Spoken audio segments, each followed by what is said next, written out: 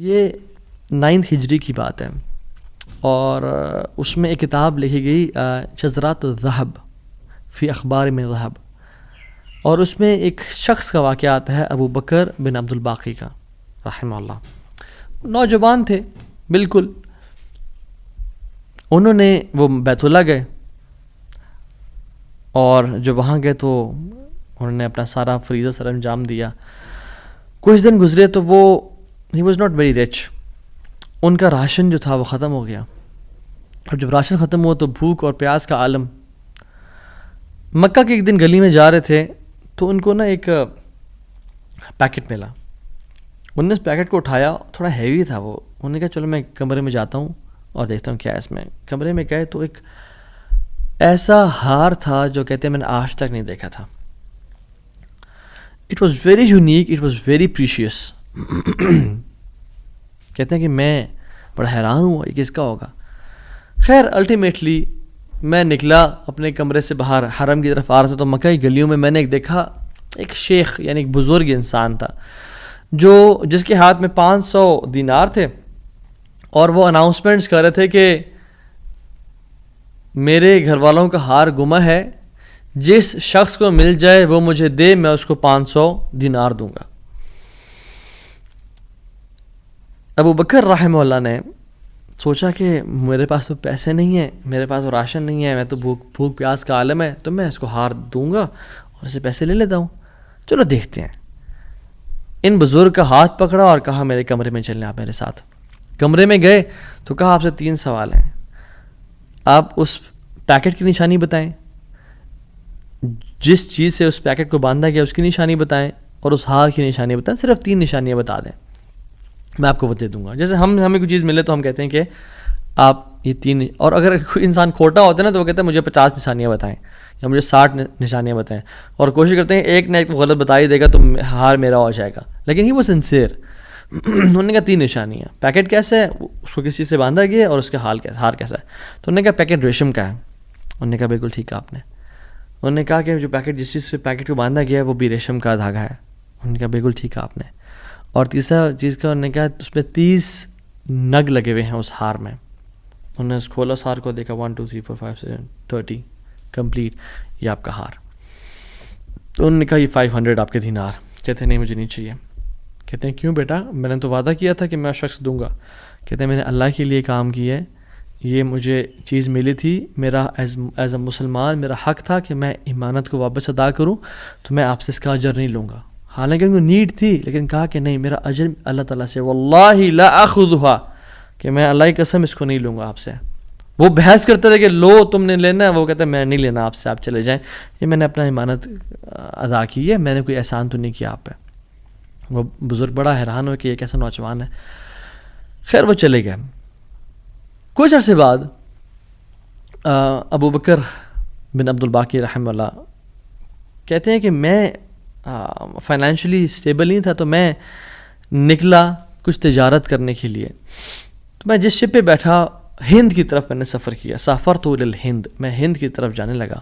اور کہتے ہیں جب راستے میں تھا تو اتنے برے طوفان نے ہماری شپ کو ہٹ کیا کہ پانی شپ کے بیچ میں آ گیا اور لاگز بکھر گئے اور وہ کشتی ٹوٹ گئی۔ کچھ لوگ ڈوب گئے، کچھ لوگ چیز چلا رہے تھے۔ میرے ہاتھ میں ایک لکڑی کا بہت بڑا ووڈ لاگ لگا، لکڑی کا ایک پھٹا سا لگا، میں نے اس کو زور سے پکڑ لیا، وہ مجھے جو ہے نا وہ سلولی اینڈ گریجولی کنارے پہ لے آیا۔ میں جب اس آئی لینڈ پہ پہنچا تو دیکھا الحمدللہ وہاں پہ بالکل وہ ابینڈنڈ آئی لینڈ نہیں تھا، وہاں پہ لوگ آباد تھے۔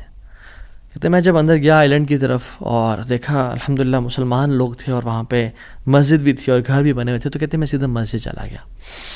ایسے لانگ سٹوری شارٹ کر کے بتاتا ہوں میں۔ مسجد میں کہتے ہیں میں جا کے قرآن پڑھنا شروع کر دیا۔ جب قرآن پڑھا تھا تو ایک مزدور آیا میرے پاس اور کہتا ہے کہ آپ تو بڑا پیارا قرآن پڑھتے ہیں، اور ہمارے تو اس آئی لینڈ پہ آپ کہاں سے آئے ہیں؟ ہمارا تو اس آئی لینڈ پہ یعنی کوئی اچھا قاری نہیں ہے موجود کہ جو قرآن ایسے پڑھے، ماشاء اللہ یو ریسائٹ بیوٹیفل قرآن، تو آپ ایک کام کریں، آپ پلیز میرے بچوں کو پڑھا دیں۔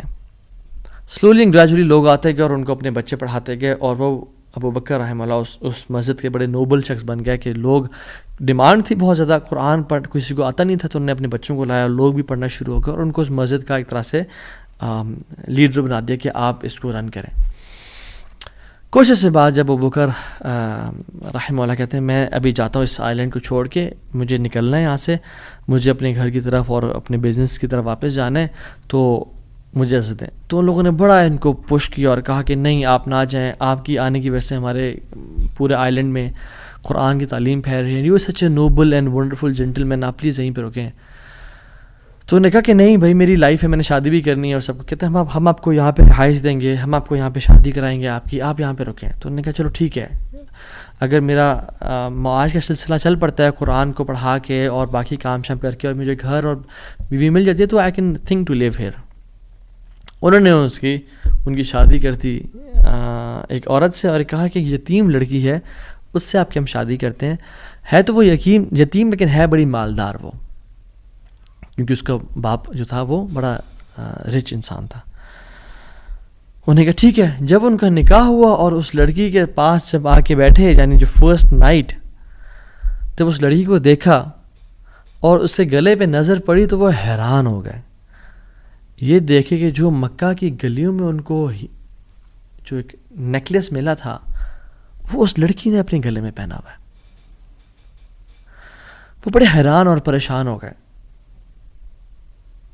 کچھ ٹائم بعد جب لوگوں نے پوچھا سب معاملات ٹھیک ہیں، سب سیٹ ہے، کوئی مسئلہ پریشانی تو نہیں، کہتے ہیں کہ سب ٹھیک ہے الحمدللہ. ایک چیز میرے ذہن میں ہے جو جس کا جواب نہیں ملا مجھے. کہتے ہیں کہ جو میری بیوی ہے، اور میں سے پوچھ بھی نہیں سکا ابھی تک کیونکہ حیا اور شرمندگی ویسے کہ یہ تم نے کہاں سے ملا، because it's very expensive necklace. کہیں اس کو یہ لگے کہ میں لالچی انسان ہوں یا میری نظر اس کے نیکلیس پہ ہے. تو یہ نیکلیس اس کو کہاں سے ملا؟ مجھے تو مکہ کی گلیوں میں ملا تھا اور میں نے ایک بزرگ انسان کو دیا تھا. وہ لوگ کیا کرنا شروع ہو گئے؟ فَحَلِّلُوا وَكَبِّرُوا، وہ کہہ رہے لا الہ الا اللہ، اللہ اکبر کہنا شروع ہو گئے وہ لوگ. اور کہتے ہیں کہ تم وہ نوجوان ہو. کہتے ہیں کہ اس کا باپ جو اس علاقے کا ایک بڑا انسان تھا، وہ ہمارے پورے اس علاقے میں ایک کہانی سنایا کرتا تھا کہ ایک شخص مجھے ملا، اس شخص سے زیادہ نیک انسان میں نے آج تک نہیں دیکھا، اس سے زیادہ امانت دار شخص میں نے آج تک نہیں دیکھا. وہ ہمیں ایک لڑکے کی کہانی سنایا کرتا تھا کہ ایسے ایسے اس کو نیکلیس ملا، اس نے مجھ سے پیسے نہیں لیے اور مجھے وہ اتنا قیمتی ہار واپس دے دیا. اور وہ باپ اللہ کا نہیں گولی، وہ دعا کیا کرتا کہ یا رب میری بیٹی کی شادی اس بندے سے کروا دے یا رب جس نے مجھے وہ ہار ڈھونڈ کے دیا تھا. اور آج آپ یہاں پہ آ گئے، اللہ تعالیٰ کیسے آپ کو یہاں پہ لے کے آیا. اور وہ بڑا حیران ہوئے کہ سبحان اللہ کس طرح سے انہوں نے ہار اللہ کے لیے دیا اور اس کا اجر صرف اللہ سے کی امید رکھی، اور اللہ تعالیٰ نے کہاں کہاں سے لا کے ان کو یہاں پہ ان کی شادی کروائی اور ان کی لائف کو سیٹل کیا اور ہار بھی ان کو واپس لوٹا دیا. اور سبحان اللہ انہوں نے کتنے دینار کو دھتکارا تھا اور ریجیکٹ کیا تھا؟ 500 دینار کو. کہتے ہیں کہ مجھے ایک ٹائم میں لائف کے ہمیں ضرورت پڑی ہسبینڈ وائف کو، تو ہم نے کہا کہ اس ہار کو بیچ دیتے ہیں. جب اس ہار کو ہم نے بیچا تو اس کے 5 لاکھ دینار ہمیں ملے. 5 لاکھ دینار اس کو ملے. یعنی سبحان اللہ 500 کو انکار کیا اور اللہ تعالیٰ نے 5 لاکھ دینار واپس کر دیے. ہار بھی دے دیا، ہار والی بھی دے دی، سیٹل بھی کر دیا لائف کو. ان اللہ علی کل شیء قدیر، اللہ تعالیٰ ہر چیز پر قادر ہے. اس کے لیے کچھ مشکل نہیں ہے میرے بھائی اور میری بہنوں. آپ کی لائف میں پریشانیاں ہیں، مشکلات ہیں، زندگی تنگ ہے، آپ اللہ کو اس کے ناموں سے پکاریں، آپ اپنی نیت ٹھیک کریں، آپ اپنے اجر کا سوال لوگوں سے نہ کریں، صرف اللہ سے امید رکھیں، پھر دیکھیں آپ کی زندگی کس طرح سے آسان ہوتی ہے. یہ پھر قاضی بن گئے، قاضی ابو بکر بن عبد الباقی رحمہ اللہ، and he became a very famous person in the history. ان کے ساتھ جو اللہ تعالیٰ نے واقعہ کیا، اللہ تعالیٰ آج بھی وہی رب ہے، آج بھی وہ اپنے رحمت خزانے کھول سکتا ہے اور قدرت کی دریا بہا سکتا ہے، اور ہماری زندگی میں ہماری جو مشکلات ہیں، پریشانی ہیں، وہ دور کر سکتا ہے.